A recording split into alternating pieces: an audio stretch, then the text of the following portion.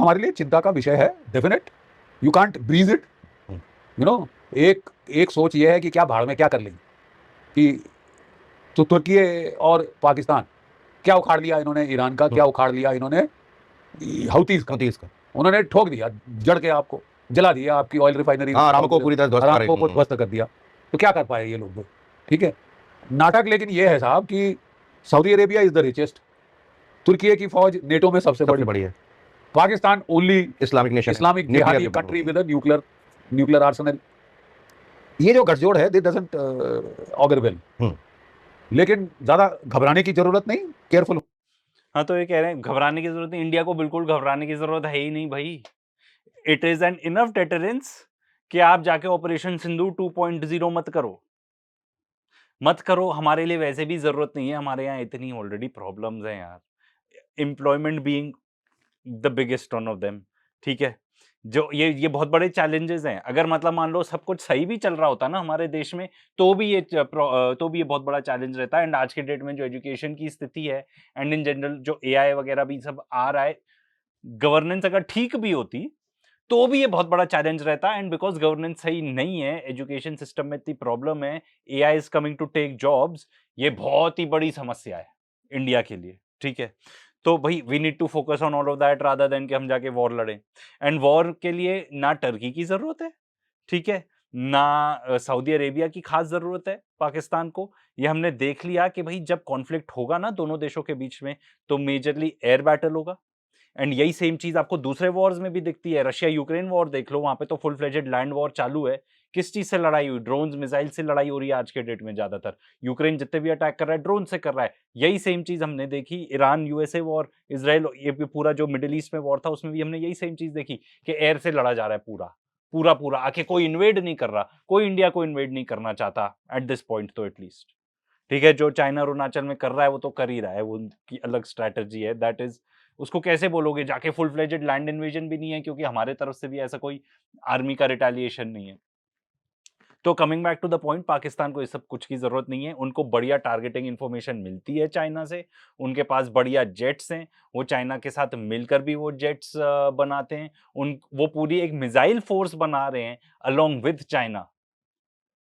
हमारे पास, हम GPS use करेंगे, वैसे इस टॉपिक के ऊपर हमने एक डिटेल वीडियो बनाया है, उसको चेकआउट करना जरूर, पर थोड़ा बता देता हूं यहाँ पे कि हमारे पास जीपीएस है, हम जीपीएस यूज करेंगे। अमेरिका जब चाहे बंद कर देगा जीपीएस। किसके अच्छे रिलेशनशिप है आज के डेट में अमेरिका के साथ? हम अपनी ट्रेड डील नहीं नेगोशिएट कर पा रहे। हमारे पास सैटेलाइट्स हैं खुद की अपनी, वो फंक्शन भी नहीं करती। तो भाई एकदम हैंडीकैप हो जाएंगे हम अगर ऐसी चीज हो जाती है तो, कि अमेरिका जीपीएस एकदम बंद कर दे, तो वी आर डन। तो कोई चांस नहीं है कि हम ऑपरेशन सिंधु 2.0 करेंगे।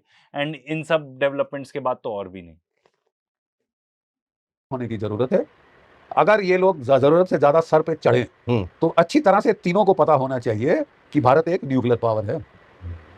तुर्की का तुम्हारा इस्तांबुल धुएं में मिला देंगे, भाप में उड़ा देंगे।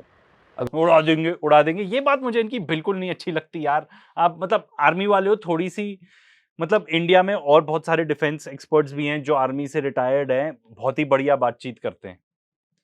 General Yash more is one of them, ठीक है। वो कभी भी ये सब टाइप की बात नहीं करते। एंड मैं आपको इसका थोड़ा बताता हूं कि अब कैसे पूरा पलट गया है मामला।